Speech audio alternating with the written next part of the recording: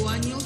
Bueno, pues este es el vídeo que ha sacado ya el Partido Popular para desmentir lo que ellos consideran que es una mentira, una fake news que ahora se está utilizando electoralmente para dar miedo a los pensionistas. Juan Rayo. Sí, no, totalmente. Es decir, está claro que Daniel no dijo lo que se le imputa que dijo y lo que estamos viendo es un aprovechamiento electoral de las pensiones como arma arrojadiza entre partidos políticos, porque hay 9,5 millones de votos en juego entre los pensionistas y por tanto todo el mundo intenta apropiarse de esos votos. Ahora bien, a mí sí me gustaría que los partidos políticos todos nos dijeran la verdad y entraran de fondo en el debate de las pensiones, porque es verdad que Dani no dijo que las pensiones se van a recortar un 40%, pero aquí nadie habla de cómo se van a poder financiar las pensiones a largo plazo sin experimentar recortes. Pedro Sánchez dice que quiere cargarse la reforma del año 2013 aprobada por Rajoy, que es una reforma que evidentemente va a congelar las pensiones y que en términos relativos las va a recortar, pero ¿cómo financia esa derogación de la reforma de las pensiones? Pues ni siquiera Daniel Lacalle en ese sentido ha sido claro, porque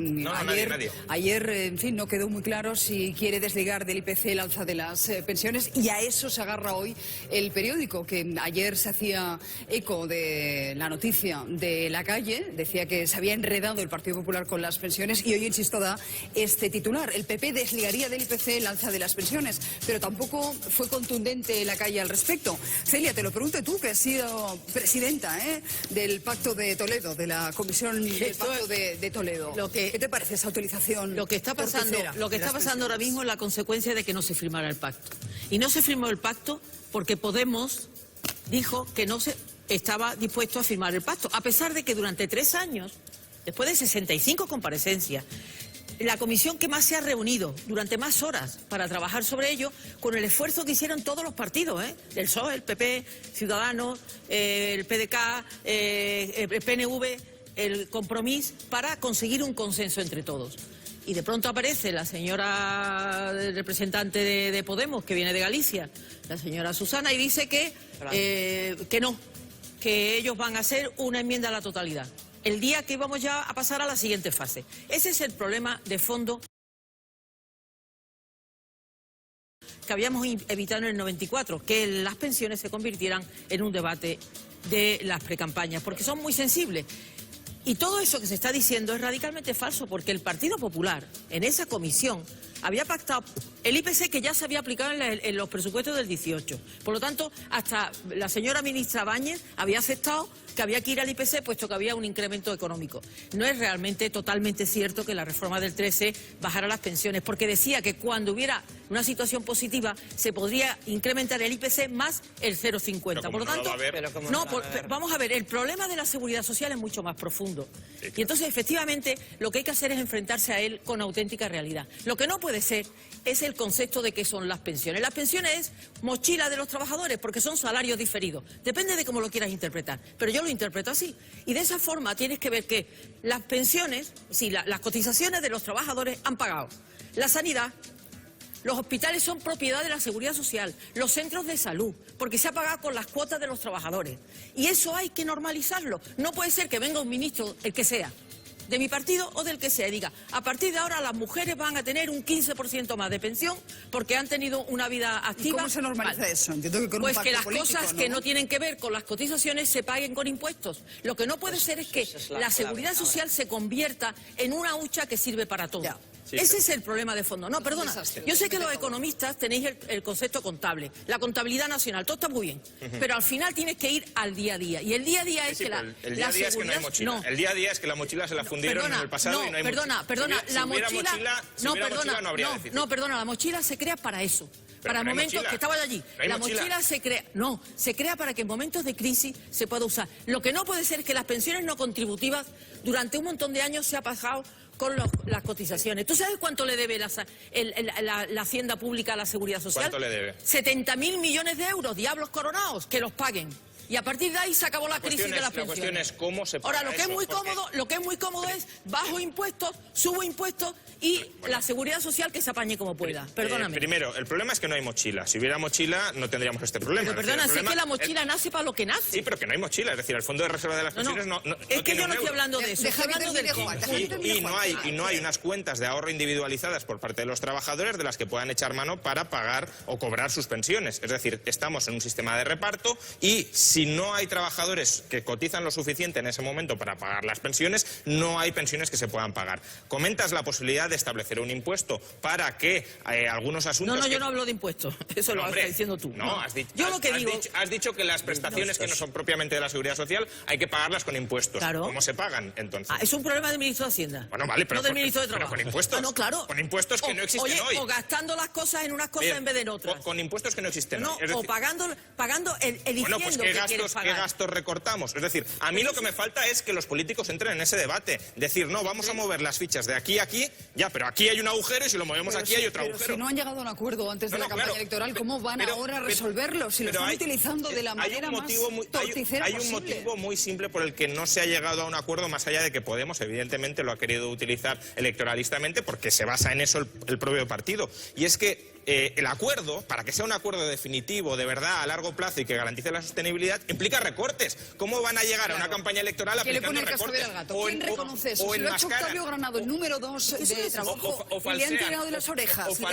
O falsean la situación de la Seguridad Social con una reforma de 2 años, lo que dijo ahora el secretario de Estado de Seguridad Social. El modelo de Seguridad Social no sirve para 10 años. Bueno, qué planificación a largo plazo, ¿no? Claro. Dentro de 10 años ya veremos. O aplican recortes serios a las pensiones, pero entonces... Oye, dejadme que sigamos, porque no me quiero tampoco quedar con el tema de las pensiones. De economistas, cada uno diciendo lo que pensaba. Mira, no se trata de recortar las pensiones. En el modelo europeo, en Francia, en Italia, en Alemania, en Suiza, los empresarios tienen, los trabajadores tienen un segundo nivel, que es el de la empresa, que en España no se ha desarrollado. Es la mochila telefónica.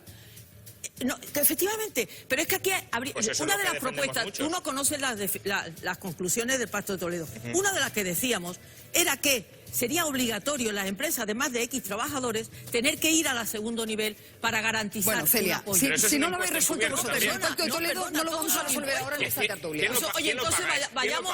¿Quién lo paga eso? Entonces lo perfecto es que cada uno se lo apañe como pueda, ¿no? Bueno, oye, los que menos tienen... Lo perfecto o imperfecto, oye, os voy a crear una comisión paralela para que habléis de este tema, pero dejadme que... No se dan y llegamos a la polarización, lo que es muy triste. Sobre todo exponiendo cuál es el coste de lo que se promete, porque claro, decir, no, voy a subir el salario mínimo, ¿y cuál va a ser la repercusión de eso? ¿Cuál va a ser el coste? Desempleo. Voy a subir las pensiones. Bueno, ¿cuál va a ser el coste? Que voy a tener que subir los impuestos, las cotizaciones sociales, o que a medio plazo las voy a tener que recortar. Entonces, siempre que se vende lo bueno, pero se oculta lo que cuesta ello, y en economía hay una máxima que es nada es gratis, es decir, todo lo que hagamos tiene un coste, pues es manipular el debate. Electoralmente no vende nada, porque eso Hombre, es... claro, electoralmente te penaliza. Te reparto trigo, pero no te lo cobro. Sí, pero si me permitís, vamos a ver, yo el tema de las pensiones, teniendo en cuenta que son personas... No, es que es verdad, es que son personas que ya no tienen futuro, jolín. Es que ya no tienen nada... Porque tú una tía y se de lo 30... quitamos a los que lo tienen ahora. Mire, un señor de 30 años puede irle mal un tiempo, pero sabe que puede intentar recuperar. Pero una señora con 70 años, como tengo yo, ya tú me dirás, lo único que le queda es la pensión. Entonces, introducir incertidumbres ahí yo creo que es muy negativo. Mira, es que no se puede mezclar ambas cosas. Es decir, efectivamente, la caja del dinero que tiene un país, es decir, una familia, para ponerlo más simple, tú tienes X dinero, y cuando te va mal, te hinchas de patata la importancia, y de salchichitas, y de albondiguitas. Y cuando tienes más dinero te compran una cigala de vez en cuando. Pues lo mismo pasa en las cuentas generales del Estado. Lo que no puede ser es que dediquemos dinero a cosas, las magníficas embajadas catalanas que recorren todo el mundo para explicar lo bueno que son los independentistas. Eso está saliendo de las pensiones también. Y está saliendo de las infraestructuras. Habrá que decidir dónde gastar el dinero. Pero decirle a los pensionistas hoy que no tienen peligro de dejar de cobrar su pensión, que el problema que tenemos que resolver son de lo que hoy tienen 40 años mis hijos, qué pensión van a tener, tenemos que hacerlo con mucho sentido común y con muy poca demagogia. A esos es a los Aquí hay mucha demagogia, incluso de vosotros los economistas, que cogéis los números y los cuadráis a bofetones. A esos es a los que les estás quitando. Ya te ha tocado, Juan, ya te ha tocado. Pero es que es verdad, es un tema... Celia, ahora déjame terminar a mí. A esos que tienen 40 años o 30 años es a los que les estáis quitando el futuro si colocamos impuestos adicionales. ¿Cómo que le estamos quitando? Impuestos adicionales. Que no te has leído las conclusiones del pacto de Toledo.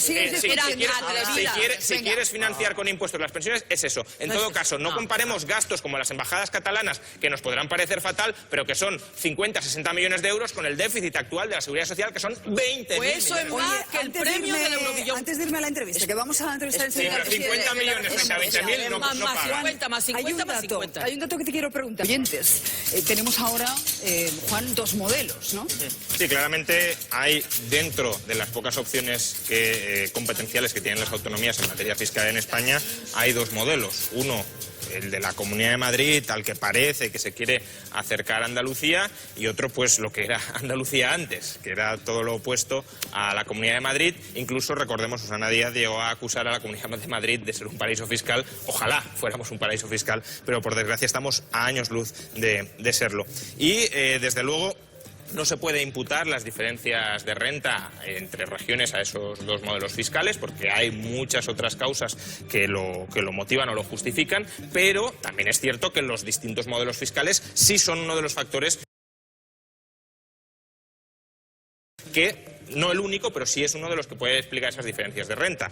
Impuestos más bajos a familias, empresas y a patrimonios, lo que permite es atraer mucho más ahorro a una región, mucha más inversión, capitalizar económicamente esa región, crear empleo y aumentar los salarios. De hecho, ayer contábamos que el modelo portugués también es ese. Sí, está trayendo muchísima inversión, el modelo portugués, grandes fortunas y empresas. Obviamente, ¿no? y el modelo irlandés, hace 30 años, una de las regiones más pobres de Europa, hoy la más rica, también fue bajar. Hace una semana... Todo lo que sea bajada de impuestos, impuestos de sucesiones, donaciones e incluso el de patrimonio, que yo creo que también lo bonificarán o lo eliminarán en Andalucía. ¿De qué patrimonios? Es bueno porque genera riqueza, y yo creo que esto es un modelo y hace que los grandes patrimonios, que las inversiones lleguen a comunidades como Madrid, que lo estamos viendo, o como lleguen con Andalucía. Pero lógicamente esto produce una situación de asimetría fiscal con el resto de comunidades y acusaciones de dumping. Esto lo que tendría que hacer es una política global, estatal, para que estas asimetrías no se produzcan, porque claro, aunque yo aplaudo lo que ocurre en Madrid y en Andalucía, porque creo que la merma de impuestos redunda en el beneficio de los ciudadanos, creo igualmente que está produciendo una situación de dumping y de asimetría fiscal que perjudica notablemente a otras comunidades. Yo creo que es bueno que las autonomías que quieren machacar a impuestos a sus ciudadanos se retraten ante sus electores. Entonces, en este sentido, si hay autonomías que son capaces de gestionar mejor, veremos el déficit de Andalucía dentro del año que viene. Perdona.